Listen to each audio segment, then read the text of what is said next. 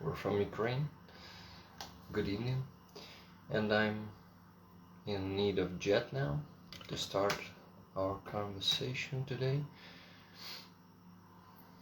Okay, yeah, he joined. Awesome. I think I don't need to do anything. You just, yeah, I see it now. Accept. Hi guys. We just began. I've been fine. Well, struggling here. Hi Jet. Hey, how you doing, bro? Good. How are you? Not bad. A little tired this morning, but you know, got a cup of tea here, so I should be okay. Yeah, I know that feel, bro. Yeah.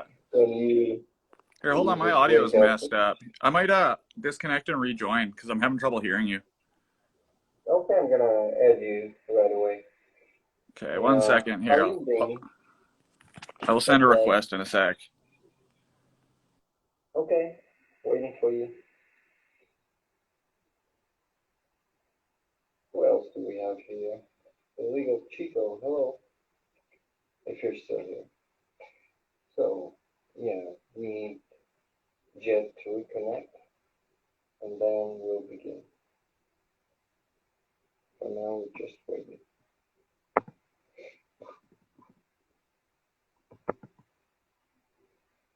In case you have some questions or you have something to say, feel free to do it. Okay, request is here.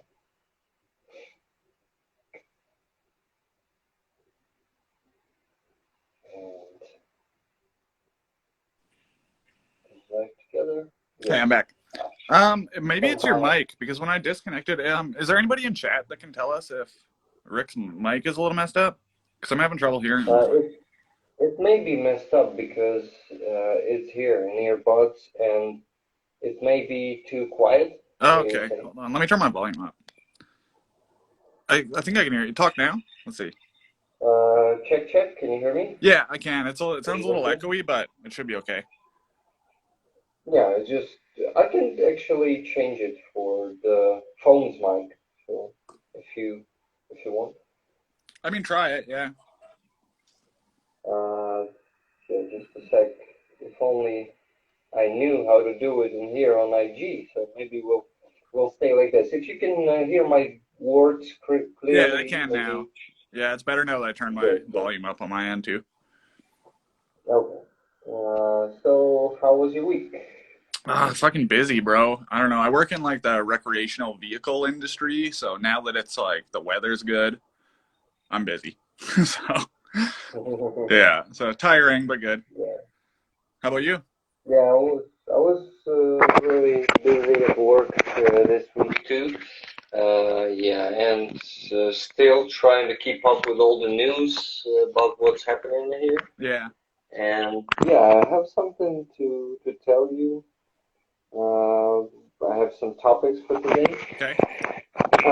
Yeah, for example, we've been talking about these sanctions last week, you and me, about that oil embargo and how long European Union wasn't able to get the decision Yeah. and finally put the sanctions. It was 52 days, I guess. They were arguing about that stuff. And finally, this week it happened. They, I don't know how to word this group. No, not this group. The stage of sanctions, or the six. We call it here. We call it packet. I'm not sure if the Oh, word. hold on. Your mic's going crazy again. Okay, let me go for my other Okay, headphone. yeah, I'll try that. It just it started getting all muffled. It's actually maybe also um, lagging because the charge is low. Oh, Maybe okay. Well, so. that sounds better right now. Whatever you just did. I didn't do anything. Well, it So worked. let's stay with this and then change it back. I mean, new if we have some trouble. Yeah. Okay. Okay. so they finally managed to get the plan for oil embargo, but it considers only the um, shipments by sea. So yeah, all the oil that's transported by sea will be reduced by 90% by the end of the year. It's not bad. It's actually pretty good result. So um, Russia will lose around 22 billion per year. Mm, it's it's huge, but if you don't know numbers that they usually get per year, Yeah. and it's around 300 billion dollars, but it's together oil and gas. Hmm. I think gas is more giving them more profit than oil. But yeah, so it's around 10%, maybe even less, of all their money is Yeah. coming from oil and gas. But it's a good beginning. Uh, the I think the main thing is that European Union, um, almost all the countries, they took a course to get out of this Russian needle that they're all sticked on. Yeah. And yeah, so they chose a course to go buy oil somewhere else. And now it's, yeah, also they've been um, disconnecting the main Russian bank, Sberbank, from SWIFT system. Hmm. Uh, yeah, it's a huge step. But the problem is, I think that Russia already switched to Gazprom Bank, the biggest from gas, and they given all not given, they are streaming all their money through that bank. So yeah, it's a huge step, but still not enough. I mean, our politicians, and they will definitely do that. They will work on the new package, and they will put pressure on Europe and all over the world. It's hard to put pressure on countries that are pretty far from us, Yeah. and especially if there aren't democratic countries. It's so much harder to put pressure on them because to Europe you can say, guys, you have your values of freedom and democracy, and it's obviously that they are just stepped on here, and you must stand up and say a word that you don't agree, and it goes against all your values. And yeah, but let's take China, who doesn't have any democratic values, No. and it's really hard to put pressure on them because they want to be on top of the world, and they will use Russia just like a cheap source of oil Yeah. and gas. Not sure about gas, but yeah, Russia increased sales of their oil since the beginning of war. It's ridiculous and maybe paradoxical, but they did. They have even more money since the beginning of war because the clients from China and India and some other countries are buying even more. Yeah. So this process should never stop. I mean, put in more sanctions and even more serious sanctions because it's really the Russia is really strong, and not her, its resources, um, they are just huge. They have Yeah. a lot of, yeah, they have, so they put 30 years into building all these oil, um, I forgot how it called in English. Infrastructure and production facilities and all that, right? Yeah, they're digging sites maybe. Yeah. Uh, the yeah, so uh, I think most of their country's income comes from oil and gas. Oh, So they, damn. they Yeah. put a lot of to that and time, and they didn't develop their country somehow. They just um, find new oil, dig it up, and sell it years by years, but put in no money into infrastructure of their country. I mean, they put money on some major cities, like three or four of them, but most of their country is just super poor. People, uh, they don't even, I don't know if it's the, oh, sorry, if you know this info, but it was pretty famous in here how the occupants, when they were in Ukraine, uh, around Kiev, Yeah. they've been coming into people's houses and they didn't know what a toilet is. So yeah, they have these holes Yeah, I in saw the those ground in in Russia. China.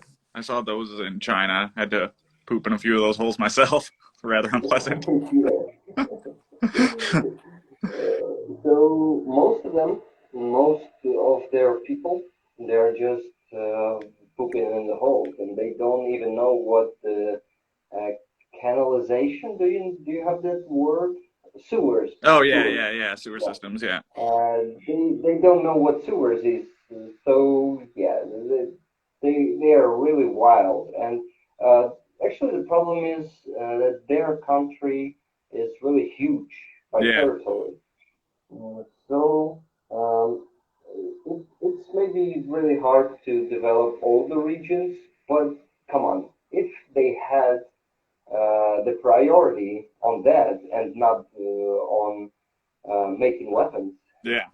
and yeah, and conquering other countries, they do that. But yeah, the history is that, and that imperialistic politics that they are Hmm. doing, and that intention to conquer as more countries, as many countries as they can, and to restore the Soviet Union. They actually don't hiding. They don't hide this um, Goal. hmm, goal. Yeah, it's a goal. I have another word in mind, but I forgot the English word Yeah. for it. Yeah, they have the goal to restore the Soviet Union. That's why they need us because we're one of the biggest countries of the the former Soviet Union. Yeah, yeah. There's also Kazakhstan. It's the second largest after Russia. They also have um, the puppet uh, Yeah. government there Yeah, yeah.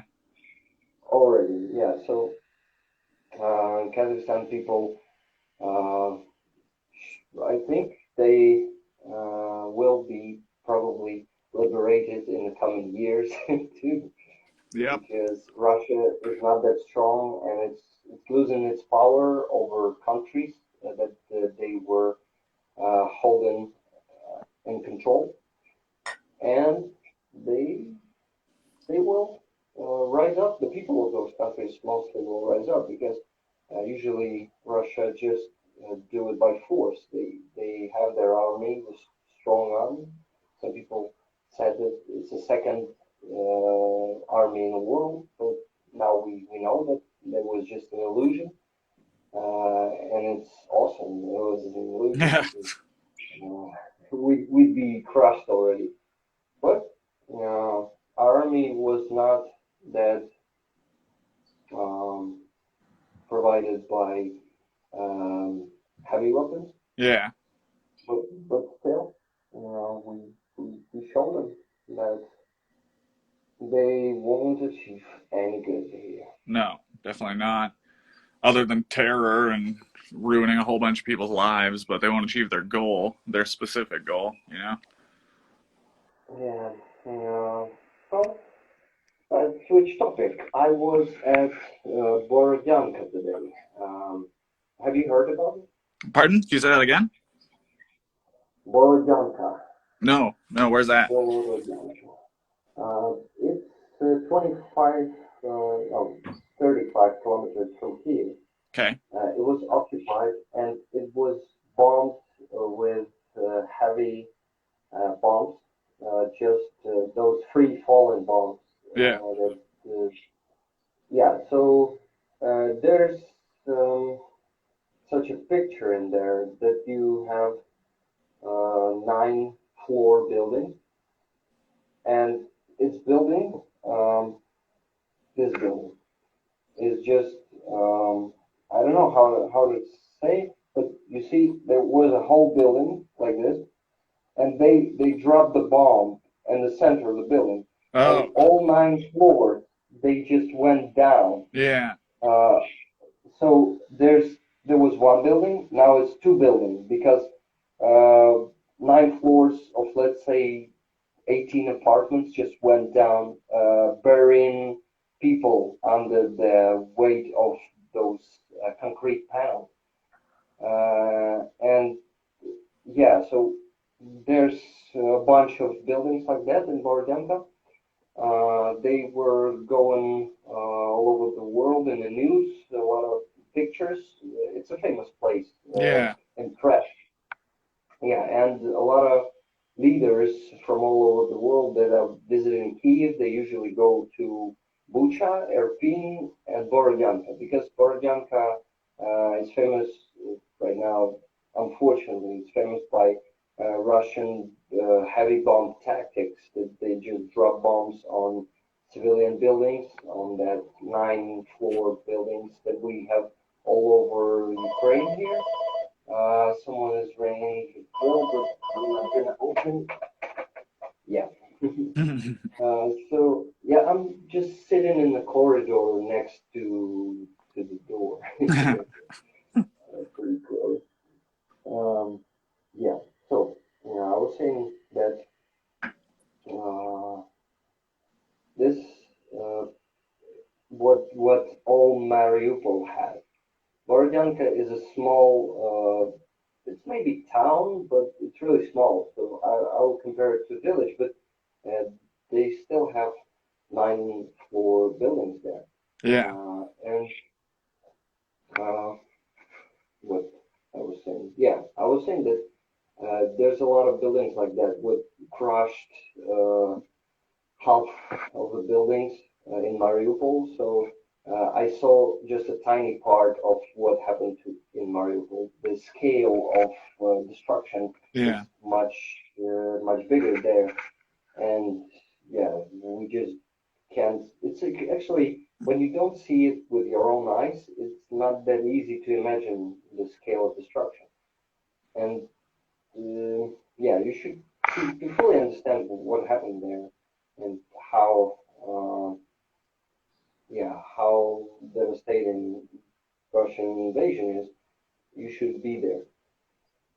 This is why leaders that are coming to visit Kiev these days they went there and yeah coming there uh, because our government want them to see and usually they are super impressed.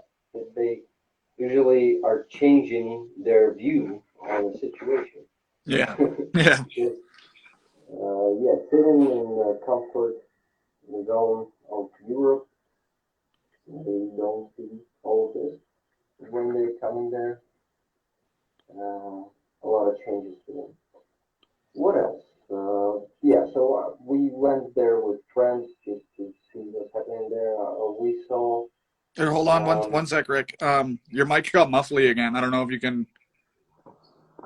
okay, let's try the new way. The other way.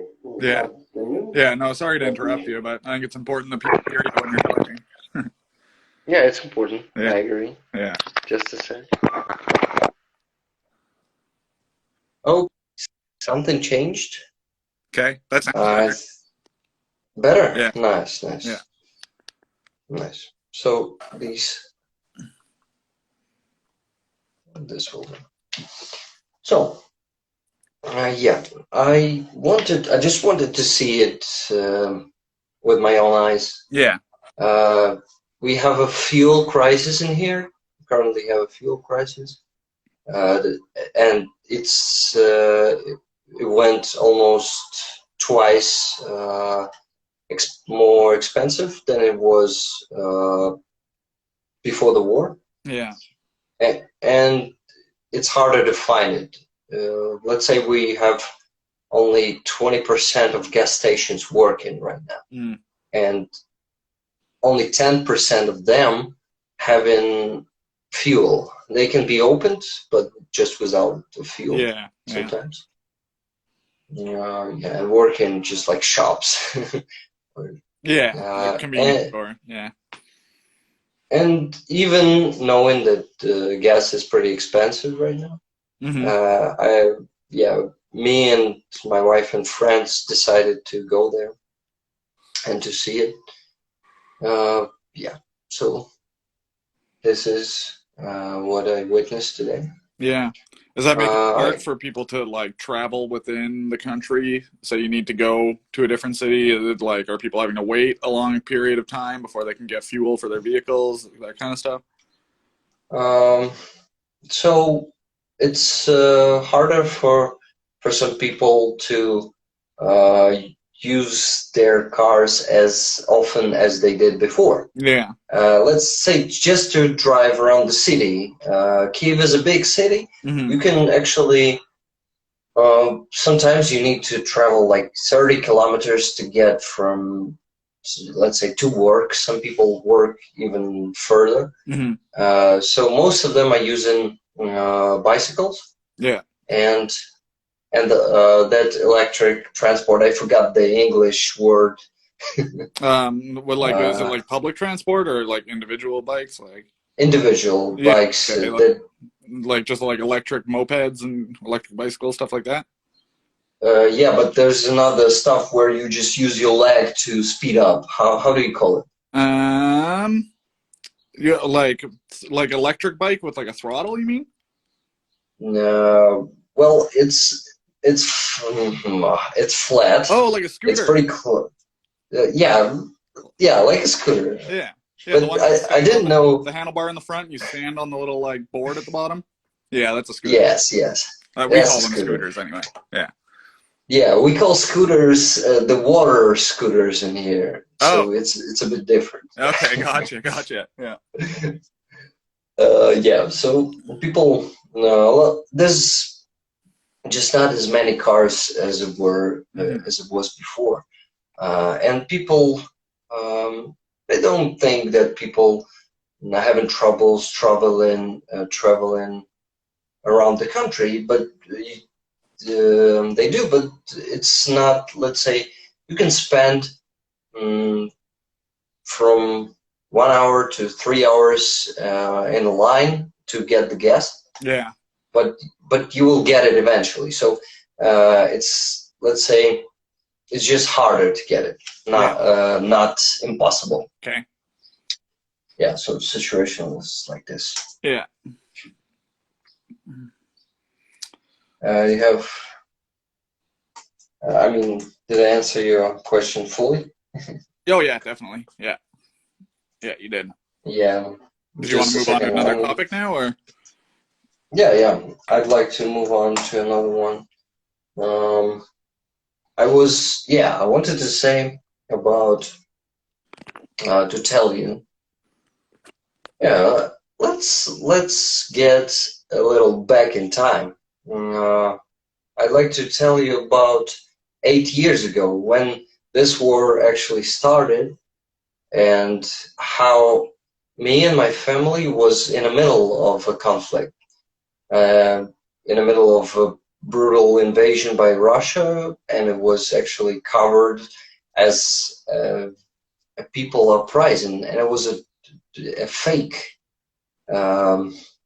So let's see how things were there. Yeah. Are you interested in that? Oh, absolutely. Yeah, no, definitely. Yeah. Yeah, it shows us what Russia was planning to do in here. Well, exactly. I mean, in all country these days, and how it was back then. Let's say this it's actually, it depends on scale, and it's important because, well, the story is just, it's a bit difficult because we've been always, um, I forgot the word opposite to natural. Oh, like opposite of neutral? Not neutral, Oh, natural. natural? Natural, Uh, yeah. um, like synthetic? Um, yes, but when you say it about some happening or some Oh, um, well, I mean, just like an unnatural occurrence. Like, is that what you mean?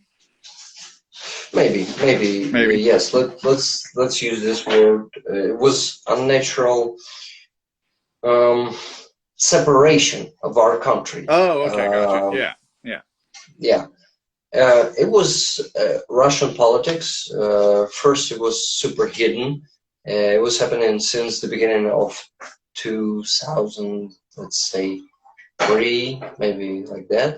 We had a first revolution in here in 2004 in Ukraine. It was a peaceful revolution. No, it was just meetings, but yeah, we've been divided uh, a bit before that. Yeah. Into two pieces. It was Western Ukraine and Eastern Ukraine. Okay.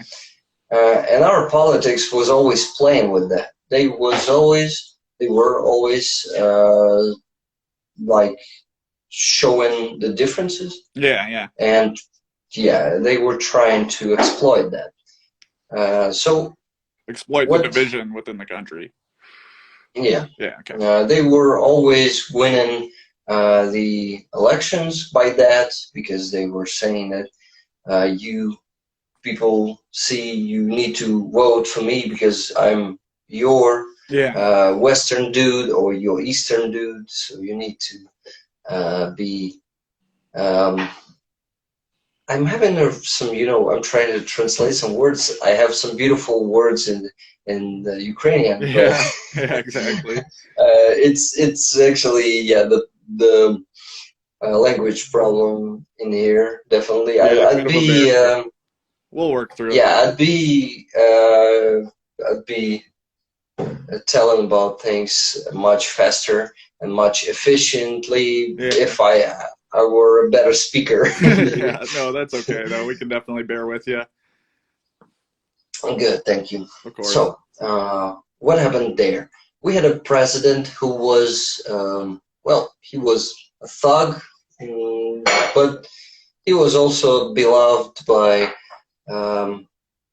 eastern part of Ukraine, the pro-Russian part of Ukraine. Yeah. Eastern part was always pro-Russian because we were also divided by languages. Eastern part mostly were talking Russian, and western part of Ukraine we were divided by river Dnieper. This river Dnipro. Yeah. Yeah. So they were always playing on language topic too. I mean, the politicians, and Russia used that situation to that president were pretty loyal to Russia, and how we knew next he was somehow a puppet of them. And when our other revolution started in 2014,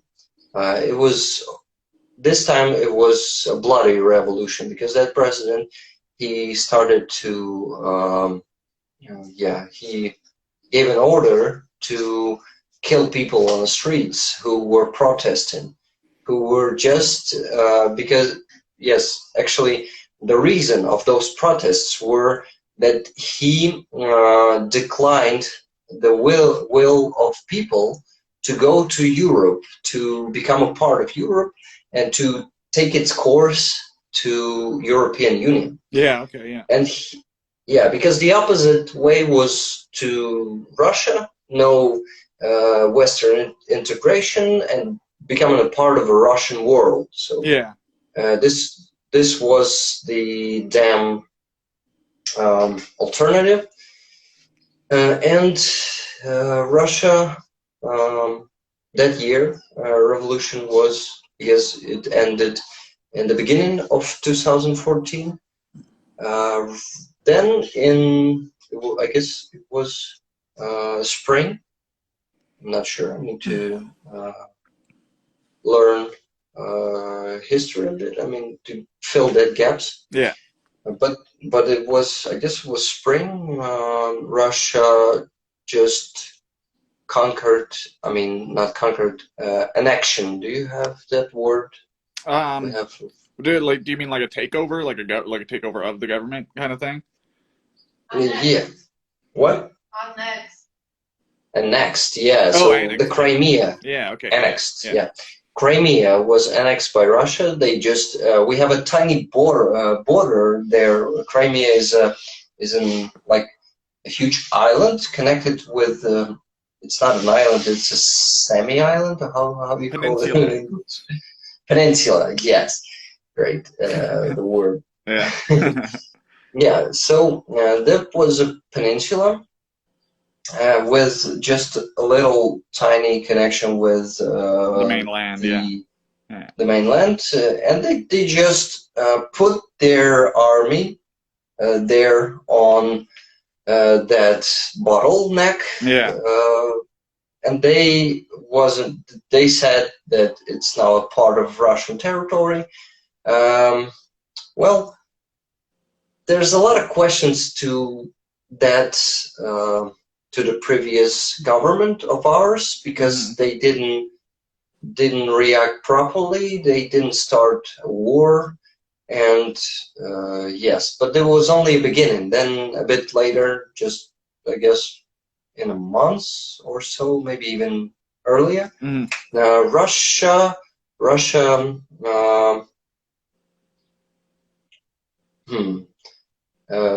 How do you call it? It's translation difficulties again. Yeah, no, that's okay. They put their soldiers and their troops on the region of Donbass. Yeah, occupied Donbass. Occupied, but first they just they were acting really sneaky there. Not like that. Not like this year. Yeah, they were pretty sneaky. They didn't invade it. They just put their soldiers there. They got them through borders. But they weren't even. I don't know how to call it. But every army has its uniform. It's special uniform. Yeah. So they were like undercover, like hiding, essentially. Yeah, so they were in some neutral uniform. Gotcha. You couldn't say that it's a Russian army. Okay. We call them green men in here. Yeah. Green people. Yeah. So these green people were saying, claiming, not claiming, they were like hiding in people of Donbass, and they were the ones who were making these fake uprisings. Okay, yeah. So yeah. They were infiltrating our people. Mm-hmm. They were, let's say, there was a governmental building, the main in the city of Donetsk. So these, let's say, this 100 of soldiers who weren't even in a uniform, most of them, they were just bringing weapons there, and they started to just storm in that building, and they took that building. They put the Russian flag over that building. So there was, and they were saying that it's all the people of Donbass, that they were them. So it was a fake invasion, a fake uprising of people, and that's the tactics of Russia. They always trying to behave like. I forgot to say about protesters and how police Oh does yeah, nothing. yeah. I will say about that too. Thank you. I'm struggling with language in here, and this is why I'm forgetting a lot of stuff. My wife helped me a bit Yeah, that's good. too, and told me about another story.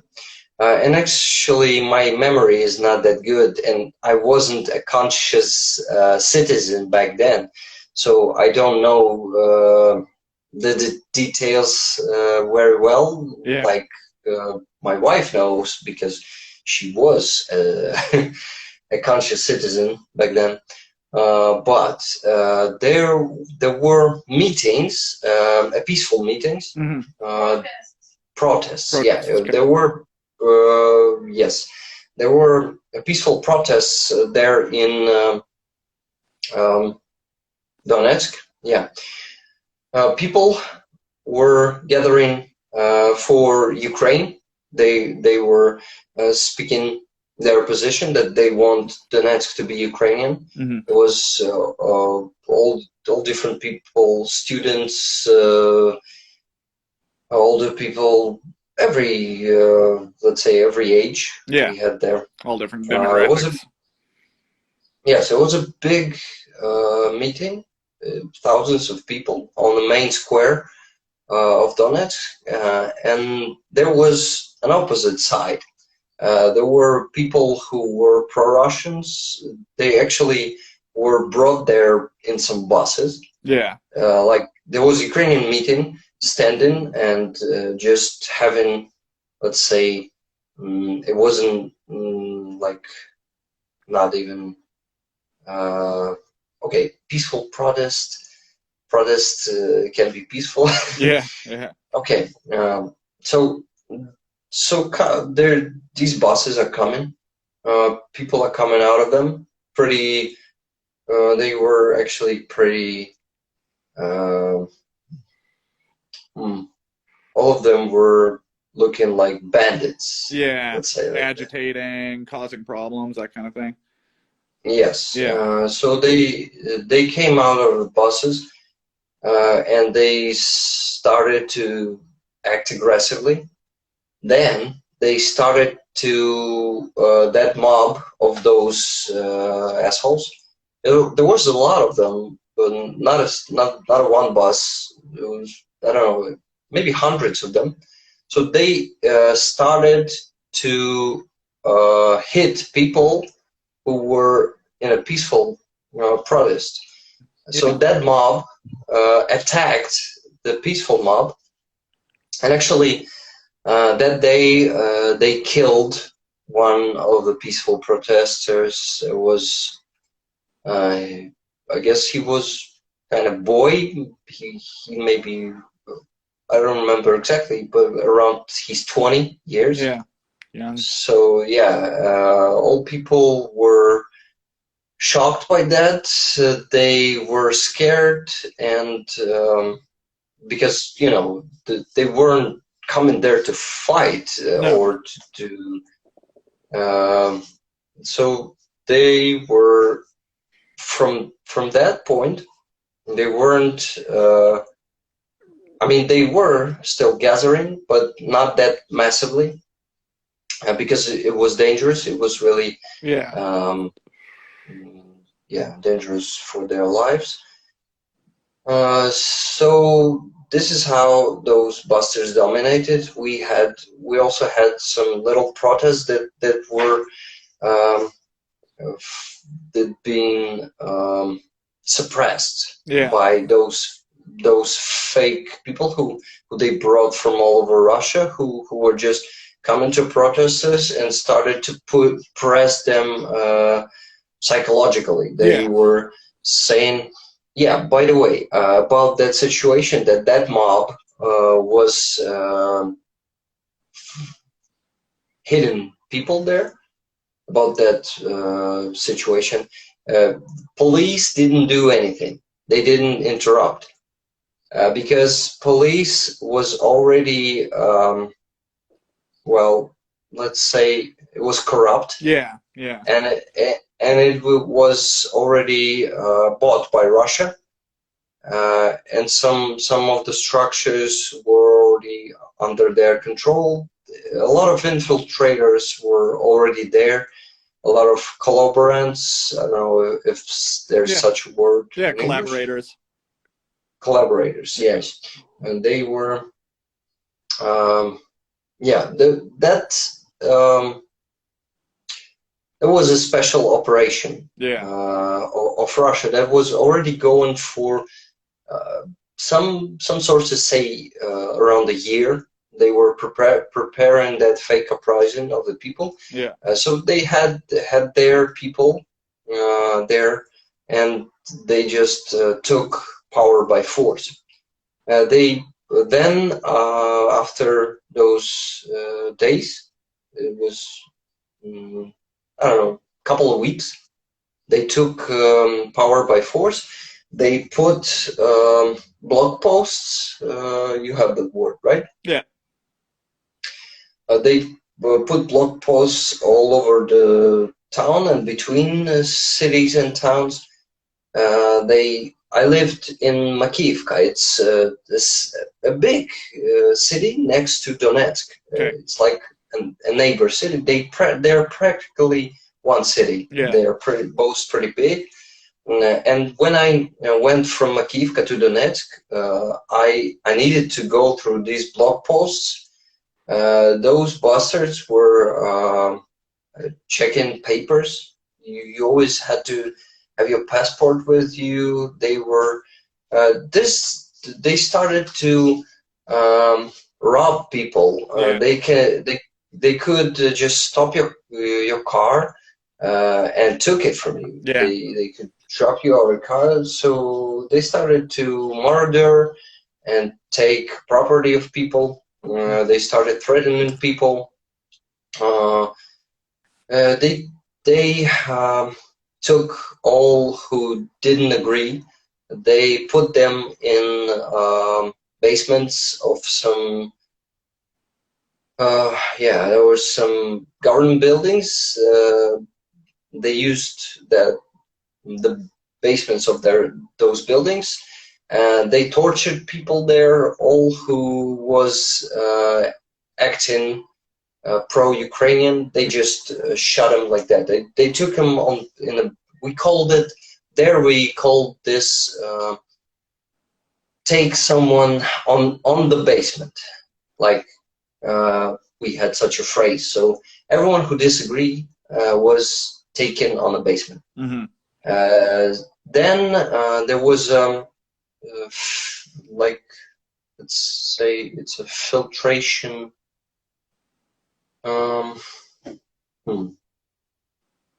Yeah, I'm forgetting the words again. For what? Can you describe? I might be able to help. It's a big place. Just let me check the translator. Okay. I'll do it fast.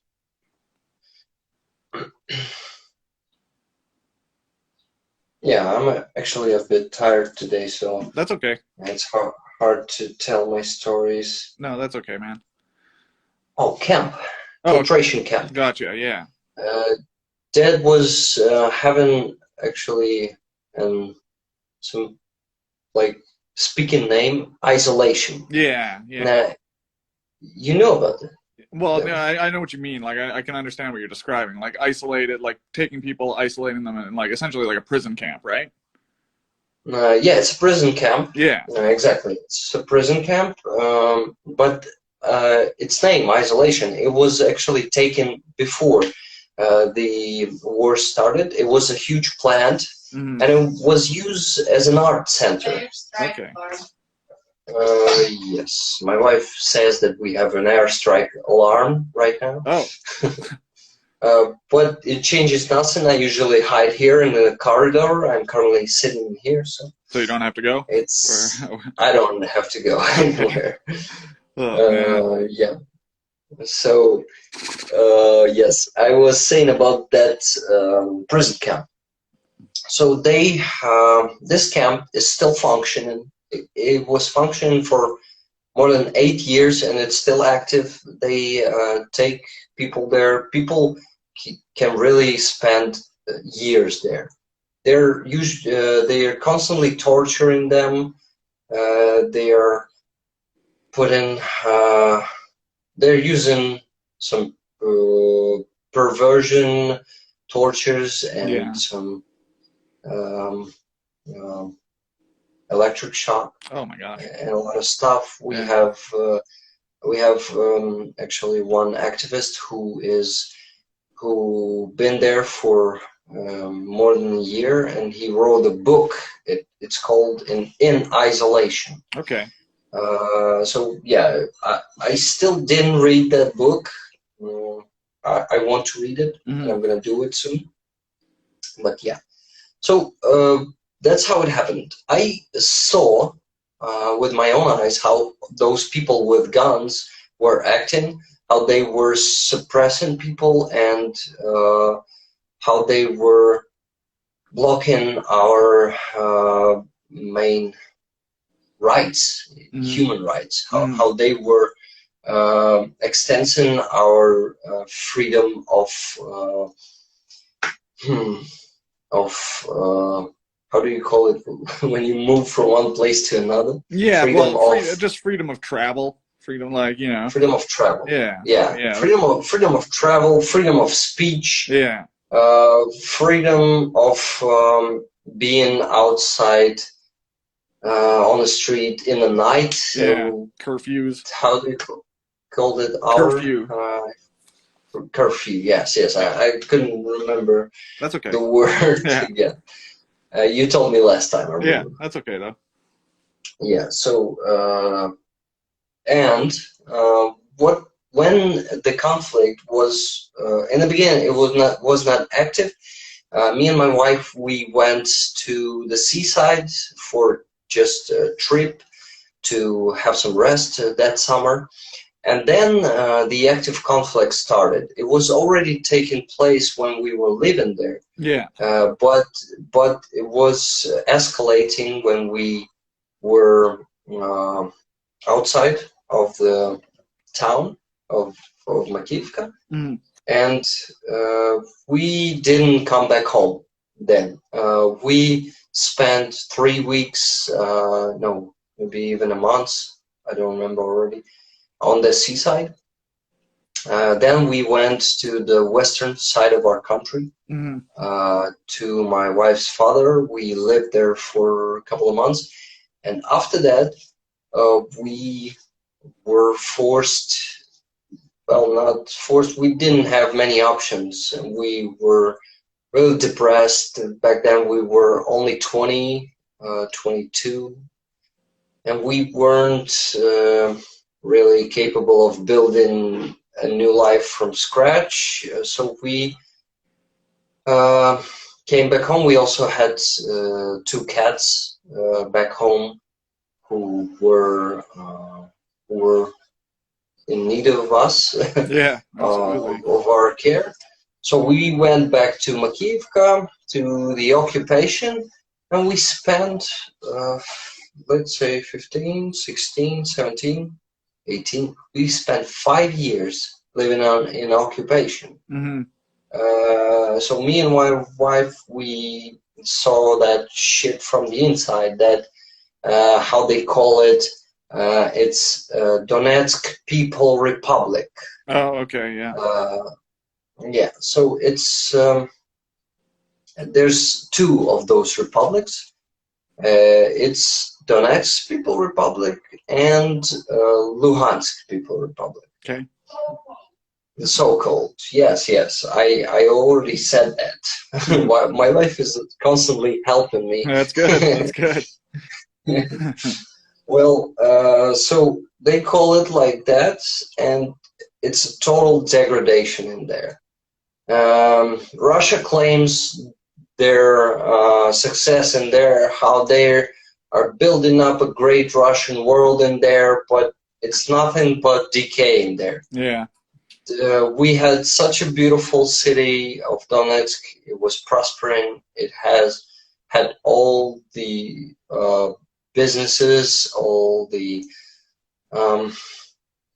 entertainment. Yeah. We had everything. and it was a dead city. It was really hard first years. It was really hard to be there. I mean, no, maybe all the years, but Yeah. mostly, I mean, first years were the hardest because you're getting used to the shit. I Yeah. mean, I got used to some shit, and but first it was really hard. Some phases were active. In 2015 and 16, we had situations when Russians were bringing a huge cannon, a howitzer cannon, to our yard. We lived in nine floor panel building Okay.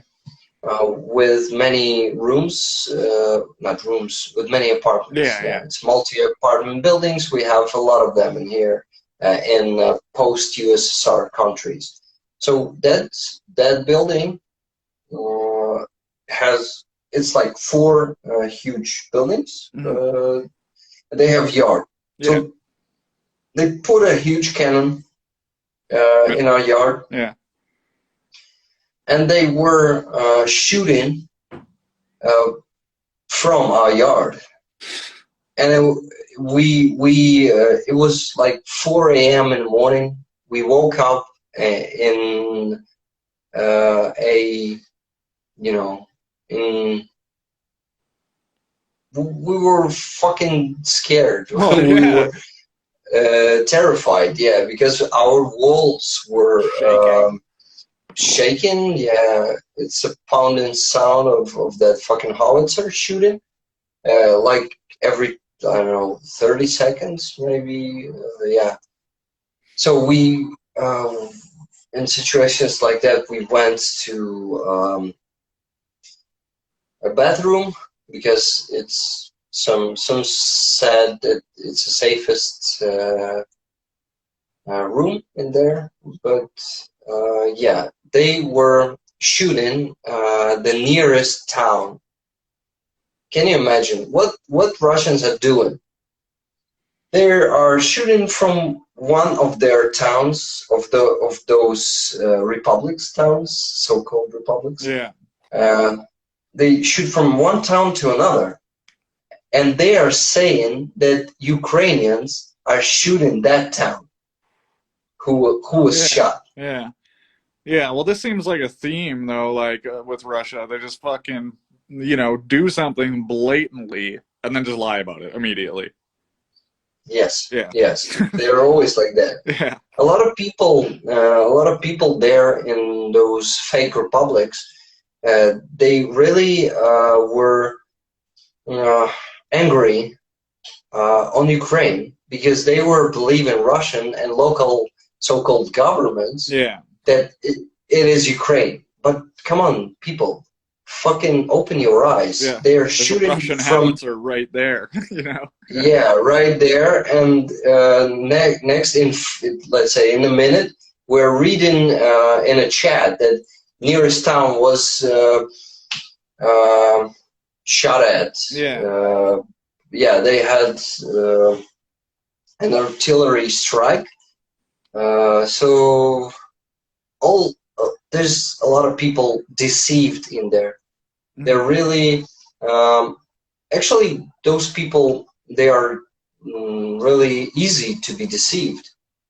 This is why it worked with Donbass, because people there, they're I'm not happy to say that, but they're mostly like I need a translator. Okay. Just a sec. Yeah.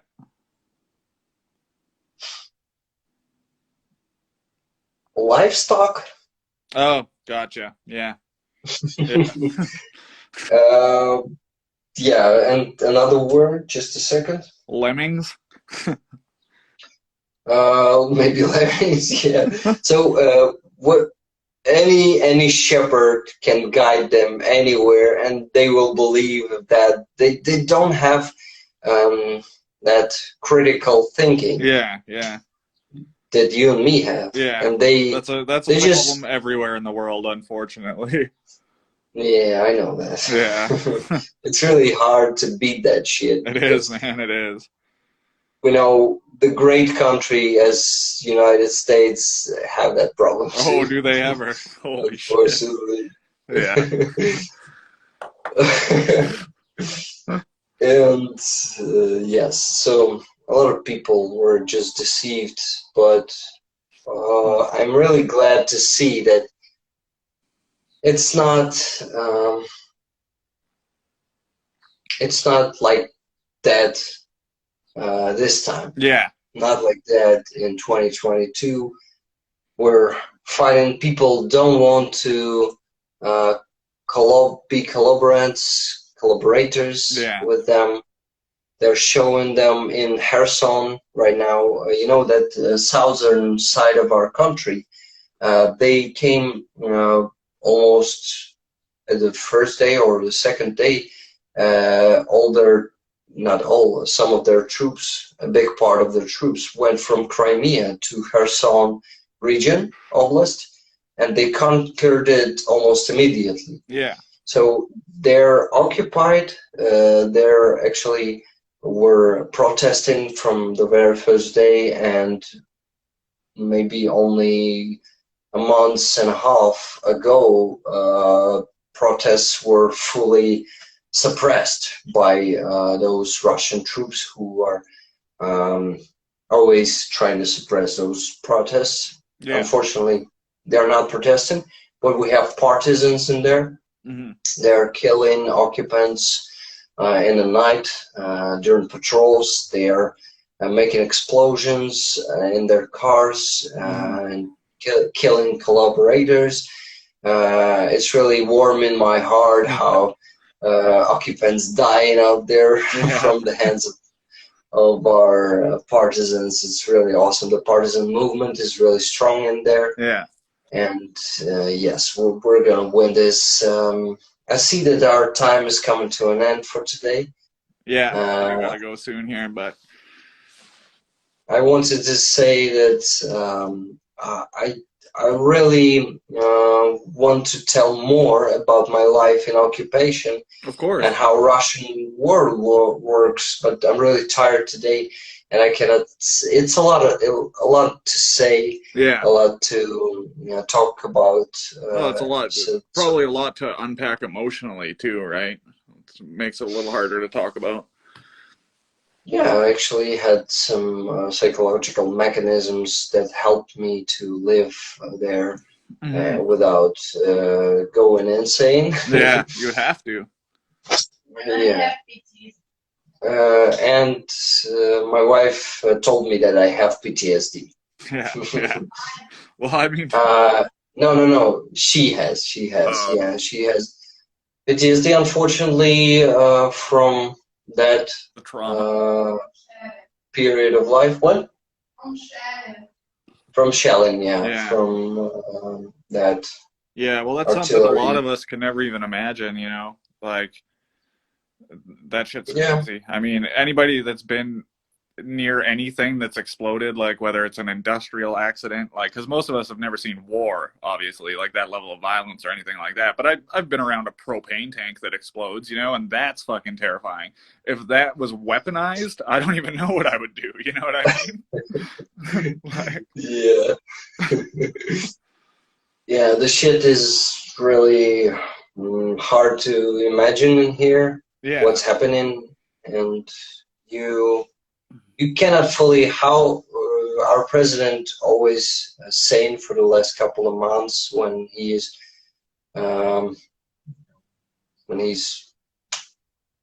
shit forgetting the words. Yeah, doing in his speeches, he always says that you cannot fully understand how it is here until you come here and see it for yourself, and and you'll be terrified by the airstrike alarm. Like some European leaders and world leaders were coming here, and they were hit by those alarms too. They needed to evacuate immediately Yeah.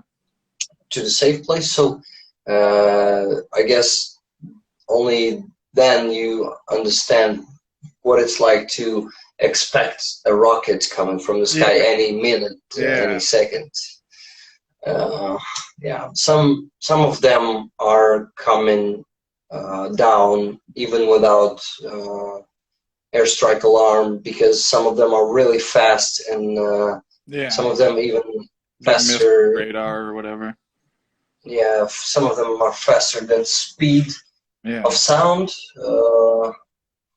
Yeah, so you cannot hide from them all. Yes, that's a lot to talk about, a lot to process, It and is. I see we had not such an active stream as the last time, Yeah. That's okay though. but that's okay. Yeah. Totally, We'll yeah. be back next So week. So hopefully we got some more people in the chat then. yeah, but even one person watching, I see one person Yeah. being here with us all the stream. It's good too. Yeah, absolutely. It It's means a lot. yeah, but even having this conversation with you, even without people watching, it's really important to me. Yeah, no, absolutely. It's important to me too. It's important to me to hear your story, man. Like, that's the thing. Throughout this whole thing, I've just been nothing but worried about you and concerned, which is why I reached out right away when I heard what the hell was happening over there, right? Like, but Yeah. yeah. Thanks for that, man. No, of You're course. really yeah. No, You're helping me a lot. yeah. Well, no thanks needed, man. It's like, well, I feel obligated because you're my friend, right? So it's like I have that like emotional obligation because I care about you. And on top of that, like what you're going through is nothing compared to me reaching out to you, right? Like my concern is from a place of comfort in a non-war-torn country, right? So it's our situations are a little bit different. Yeah. You have that a lot of people don't have. You're concerned. Yeah. I have I had a lot of friends in here like you in IG who I met here. Through Apex community, through my streams, but a lot of them are not concerned. They don't want to hear about that. They don't. I was like that too. I totally understand them, and I'm really glad that you're always interested and you're concerned. It's priceless, man. Really, you maybe don't value it, don't see a big deal in this, but it's super awesome. And being concerned and really wanting to know what's happening out here. Yeah. It's actually a very big step, a big deal. Yeah, good, man. Well, I appreciate that, and I appreciate you, and I appreciate you taking the time to do this with what you're going through, because, I mean, you're adding responsibility during the craziest fucking time. Like, it's crazy. Yeah. Yeah, I actually think that I'm not doing enough. I feel like I'm not doing enough, and yeah. I think maybe I won't ever feel that I'm doing enough. Yeah. Because it's well, I think with a situation this like vast and dire, no matter what you do, even if you give your 100% and do everything you can do, the situation is so much bigger than that you're going to feel that way. You know what I mean? Yeah, I think if I'd be fighting at front right now and killing occupants and killing Russians with my own hands, I'd probably feel that I don't do enough. Exactly, that's what I mean. The situation's too vast and you're only one man. So you got to do what you can and be proud of it, Yeah, I'm trying to, and you're helping me with that. Thank you, man. Oh, of course. Thank you, bro. Thank you. So let's end for today. Okay. Same time next week. Does that work for you? Yeah, same time next week. Maybe we'll reschedule, just seeing how both busy will be Saturday Yeah, exactly. night. Yeah. Yeah, we can talk about Night it for throughout me, the week. morning for you. Yeah, for sure. We'll do it. Anyway, I've posted a video at my story from Borodyanka Okay, cool. with that building, so you can see it Yeah. yourself Yeah, I'll check there. And I'll post this video as usual on my page, so people who missed it and who's interested. I didn't see Charlie today, but he is super interested. Yeah. I hope.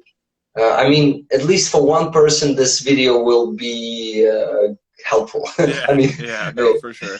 at least Sure. one Have you thought person. about uploading these on YouTube as well? It's a good idea, but wait, but I need to do it. Yeah. Um, Well, just need to download it from IG somehow. But yeah, I don't know I how think that works, but should be possible. I was actually using some app once. I deleted it, but I guess there's a way. It's not hard. Yeah. There are some apps to do that. Okay, Cool. awesome. It's a good idea. I'm gonna post. Not this one. I'm gonna begin with the first one and do them In order. in the order. Yeah. Yeah, Yeah, in the right order. I'm going to do it. Thank you for the idea. I was thinking about doing that, but wasn't, I don't know, Yeah. brave enough. Yeah. I think we might as well, man. Get them out there, and then we can send the links around and stuff easier that way too. Because I know it's a more comfortable viewing experience for a lot of people too. If once it's already recorded, like for live format, IG is great, but for people watching it after, I think they'd be more inclined on the YouTube app. You know what I mean? Yeah, definitely. IG is not best suited for IGTV. Yeah. YouTube is better. Yeah, for sure. Yeah, definitely. Okay, man. It was a great stream. Thank you so much for this conversation. Thank you as always, Rick, and stay strong, my friend. Yeah, we'll be. We're going strong. We're going to win this war, and Slava Ukraini. Oh, fuck. Okay, how do I respond to that again? I forget every week. Heroyam Slava. Heroyam Slava. All right. Yes, it's glory to heroes. Yeah. Actually, you can say just glory to heroes. If glory you to want. heroes. Yeah, that's easier for me because I won't forget. Glory to heroes. Yeah. Okay, man. All right, bro. Yeah. Have a great week, man. Yeah. See you. Too. We'll talk soon. See ya. Bye. Okay. To those two people who's still there watching, I want to say thank you for being here. Let's stay strong, informed. We're going to win this war. So, glory to Ukraine. Bye.